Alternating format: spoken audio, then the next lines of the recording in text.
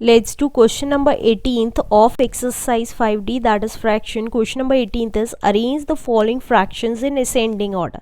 हमें इन fractions को ascending order में करना है, तो कैसे करेंगे? ascending होता है हमारा, हमें पता है a पहले आता है तो छोटे से बड़ा होता है, ये मैं पहले भी बता चुकी हूँ. तो कैसे करेंगे? पहले अपनी fractions लिख लेते हैं. तो ये है हमारी 1/2 एंड 3/4. 18th question 1/2, 3/4, 5/6 and 7/8. ये हमारी फ्रैक्शंस दे रखी हैं. तो जब भी हमें असेंडिंग ऑर्डर में करना होता है, हमने सीखा है क्रॉस मल्टीप्लिकेशन मेथड और लाइक मेथड. लेकिन क्रॉस मल्टीप्लिकेशन मेथड तभी एप्लीकेबल है जब ओनली 2 वैल्यूज़ हो, राइट. लेकिन अगर हमारी 4 वैल्यूज़ दे रखी हैं तो हमें लाइक मेथड करना पड़ेगा. लाइक मेथड के लिए हमें डिनोमिनेटर का एलसीएम निकालना पड़ता है. तो हमारा एलसीएम कितना आएगा? 2, 4, 6, 8 ले लिया और हमने एलसीएम निकाला.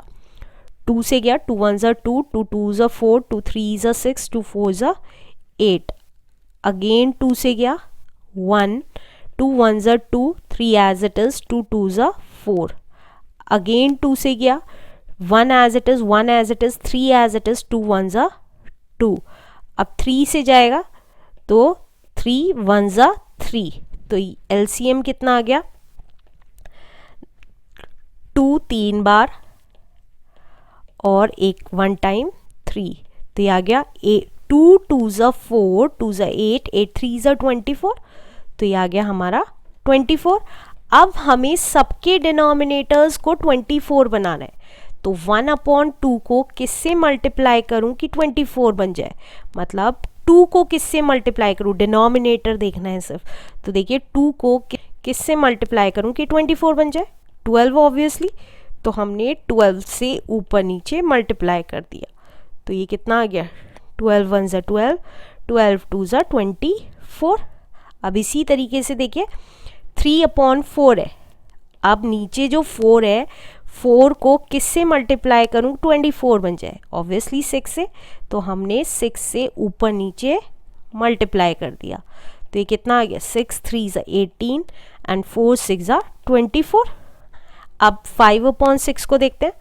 5/6 को हम 6 को नीचे जो 6 है उसको किससे मल्टीप्लाई करें कि 24 हो जाए? हमें हर एक डिनोमिनेटर को 24 बनाना है, राइट. तो 4 से ऑब्वियसली हमने 4 से ऊपर नीचे मल्टीप्लाई कर दिया. तो ये आ गया 5 4 ज़ा 20/24. अब लास्ट वैल्यू है 7/8. अब हमें पता है 8 3 ज़ा 24 होता है. तो दैट मीन्स 3 से मल्टीप्लाई करेंगे तो उसी 3 से ऊपर भी मल्टीप्लाई कर दिया. तो ये आ गया 21/24. अब हमें पता है सबकी नीचे वाले डिनोमिनेटर्स जो थे वो सेम हो गए. अब असेंडिंग ऑर्डर के लिए हमें सबसे छोटा देखना है. तो अब जो भी न्यूमरेटर की वैल्यू सबसे छोटी है, लाइक 12/24 सबसे छोटी है, 12 छोटा है तो ये सबसे छोटी हो गई. तो हमने लिख दिया 12. अब हमें सिर्फ न्यूमरेटर देखना है सबसे छोटा किसका है. 12 से बड़ा क्या है? 18. तो 18/24.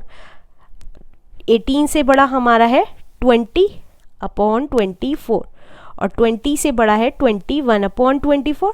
तो हम असेंडिंग ऑर्डर में लिखेंगे अब इसकी एक्चुअल वैल्यूज़. तो 12/24 की एक्चुअल वैल्यू क्या थी? 1/2. तो 1/2 इज़ लेस देन 18/24 की एक्चुअल वैल्यू क्या थी? 3/4 इज़ लेस देन 20/24 की एक्चुअल वैल्यू क्या थी? 5/6 इज लेस देन 21/24 की एक्चुअल वैल्यू थी 7/8 is the answer. Let's do question number 19th now. Question number 19th में भी हमें असेंडिंग ऑर्डर में करना है. तो हम सबसे पहले अपनी फ्रैक्शंस लिख लेंगे. 2/3, 5/6. 19th है 2/3, 5/6 and 7/9 and 11/18. अब फर्स्ट स्टेप क्या होता था, सबके डिनोमिनेटर्स का एलसीएम निकालना। तो 3, 6, 9 एंड 18 सबके डिनोमिनेटर्स हैं। अब सबसे पहला प्राइम नंबर 2 से डिवाइड करते हैं, जो जो डिवाइड होते हैं। 2 3 6, 9 एज इट इज़, 2 9 18। अब 3 से जाएगा तो 3 1 3, 3 1 3, 3 3 9, 3 3 9। अब अगेन 3 से जाएगा तो 1 1 एज इट इज़, 3 1 3, 3 1 3। तो एलसीएम कितना आ गया हमारा, एलसीएम आ गया 2 इंटू 3 इंटू 3। तो ये आ गया 2 3 6, 6 3 18 आ गया एलसीएम। अब हमें सबके डिनोमिनेटर्स को 18 बनाना है। ये तो ऑलरेडी 18 है, अब इन तीनों को 18 बनाना है। तो दैट मीन्स हमने 2/3 लिया।